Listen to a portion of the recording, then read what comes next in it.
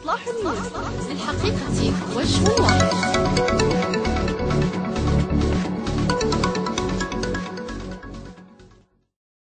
Different cleavages in your own country. Have you been surprised by the protests on your own streets, unprecedented protests? Well, I mean, the Arab Spring took everybody by surprise. When we had demonstrations in the street, the attitude that, again, I think that I've learned from His late Majesty is to reach out to people and say, what is it that you want? There's been a lot of changes in Jordan in amendments to the Constitution, election law, political party law. But today, with the opening of Parliament on the 26th of October and this new government, the devil is in the details now. It's how do we get over 30 laws and amendments passed through Parliament as quickly as possible so that we can get ready for elections in 2012. One of the most important things is an independent commission to overlook elections. Well, that has to be ratified by Parliament to be enacted and formed. So the work that we have, and I described the Arab summer, is from now until spring, is the government and the Parliament working together to change all these amendments so that we can have clear new elections in 2012. So it's just the devil is in the details now, and I'm hoping that the government will come out with a roadmap to explain to everybody what's at stake, and then we all need to work hard to make sure that we achieve that. You now have, as a monarch, absolute powers. You appoint the Prime Minister, you appoint the Cabinet, you can dissolve the Parliament. But the opposition, the protesters, seem to be saying they want an elected Prime Minister, they want a significantly stronger Parliament, they want a monarchy with less powers. Is this something you would accept? I think we're looking at, just to be quite clear, we're looking at, Jordan is a constitutional monarchy and not with absolute power. Yes, at this stage, I can appoint a Prime Minister, but it has to be ratified by a majority in Parliament. And a majority in Parliament can also disband the government. And what happened actually a couple of weeks ago is there was a movement from Parliament to disband the Prime Minister, and having sat down with the parliamentarians, we figured the best way to do it was in a progressive way. The Prime Minister handed in his resignation and a new government was formed. On the issue of political reform, I came out very early in the spring to say, and I think my job today is to at least define as much as we can the parameters of getting people moving forward. And what we'd like to see in Jordan, 2 to 5 political parties representing left, right and centre as quickly as possible so that you can have a parliament or a government elected by the people. So you're saying Jordan's not ready for democracy? No, Jordan is ready for democracy.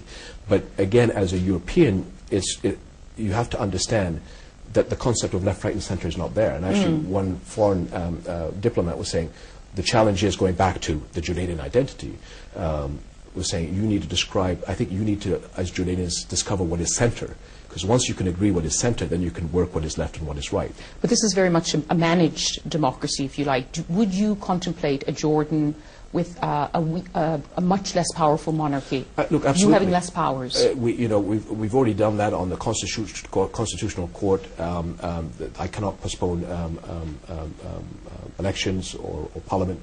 And I said on the issue of again, you have to remember that at the spring, the Muslim Brotherhood was calling for us reviewing the 1952 Constitution. And I said, no, if we're going to review the Constitution, let's look at the whole Constitution. And from that, we had 42 amendments. And again, once the 42 amendments were put forward, I said, this is the beginning. This is not the end of constitutional reform. This is an evolution that has to keep going. So what you see where Jordan is today is not where Jordan is going to be tomorrow. But I think, again, we have had no blood on the streets of Jordan. It's because we've actually sat down, tried to figure out the roadmap, and now, Arab summer trying to implement it. But what do you think the problem is, King Abdullah? Because ever since you came to power in 1999, you talked about political reform. Every one of yours has been 10 governments. You've had 3 this year. You've tasked them with political reform. So either you're choosing the wrong people or something is blocking reform. Well, what is the problem? You've talked about the fear of change in your society, that some who want to protect their interests are resisting the change. You said that in one of your speeches this year. Who's stopping the change? There's a lot of those that I consider, and when I say old guard, or those that have interest in the status quo. In an issue of even on moving an economy, it always seems to me 2 steps forward and 1 step back, because those that are scared of changes, whether because it's political or economic, have been very destructive over the past 12 years. Now, I have to shoulder the responsibility for having maybe over the past couple of years become frustrated and complacent, but what the Arab Spring has allowed me to do is, you've opened this floodgate which you can never shut. Reform is the buzzword of the day, so this is the opportunity to push forward. And all of this is taking place at a time when the region continues to be a big concern. We've talked about it a bit. You've always talked about Jordan as being between Iraq and a hard place. American troops are going to leave Iraq at the end of the year. You've mentioned about how there is no progress at all, about regression on Israeli-Palestinian peacemaking. Do you think 2012 will be an even more unstable year? Well, it's always been an interesting place. So I think we're all used to tough. To the high stress levels that we all live in. Having said that, again, one of the areas that we have to concentrate on is on the Israeli-Palestinian one, because we're getting to a point, a line in the sand. That, is there actually a hope for a two-state solution or not? And so Israel's is going to there? figure. Years ago we talked about this, and you said that if there was no progress, there was going to be war, and years have passed, there's been more violence, the region has changed. And the region, 2012? when the Arab Spring happened, a lot of Israeli politicians came up and said, this is a great thing for Israel. Actually, it's become a terrible thing for Israel, because I think Israel's relationship in the Middle East has now become so much more unpredictable. You've seen the relationships... unpredictable in the sense of? Well, Turkey and Israel has a bad relationship. You've seen what's happened in Egypt. Jordan is the only other country that has a relationship with Israel, so we're the last man standing. I don't think that Israel is more stable because of what's happening in the Middle East. It's less stable. And if they don't figure out whether they truly want a two-state solution, then the Israel that we know, I think, has also an expiration date. But of course, you call yourself the last man standing. You are one of two countries to have a peace treaty with Israel.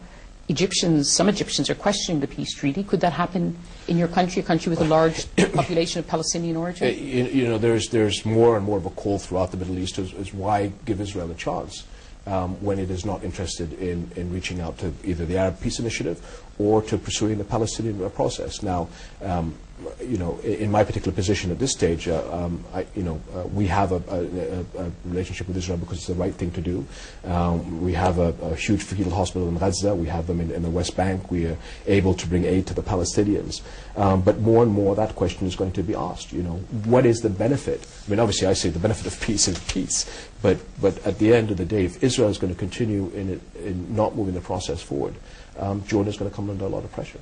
And at the time, too, Israel is warning about Iran developing a nuclear weapon. There's rumblings, saber-rattling about a possible Israeli attack on Iran. You always have been concerned about Iran's role in the region. Yes, but again, the premise for Iran attacking Israel is because of the injustice of the Palestinians and the future of Jerusalem. If we solve that problem, or Israel attacking Iran because of the IAEA report, which says... Yeah, but you don't, Israel doesn't even have to do that. If it solves problems with the Palestinians and the Arabs, then why would Iran want to attack? Why would Iran be a threat towards Israel? So there's two ways of looking at it. You can go to war and create a problem between Iran and Israel, or you can solve the Palestinian problem, integrate yourself into the neighborhood, and the first people who will protect you would be the rest of us neighbors. Hard to predict, but what do you expect in 2012, King Abdullah? Nobody can predict. I mean, usually at the end of the year, we would like to make predictions for the next year. If you listen to my predictions at the end of last year of what 2011 was going to be like, I was way off the mark. And I don't think anybody in the Middle East can predict what's going to happen. And I will say that I think what we see as an Arab Spring, we're not even halfway through it yet. This is going to be tumultuous changes for the Middle East for at least the next couple of years. And anything can happen. King Abdullah, thank you very much for speaking to us on the BBC. No problem. Thank you.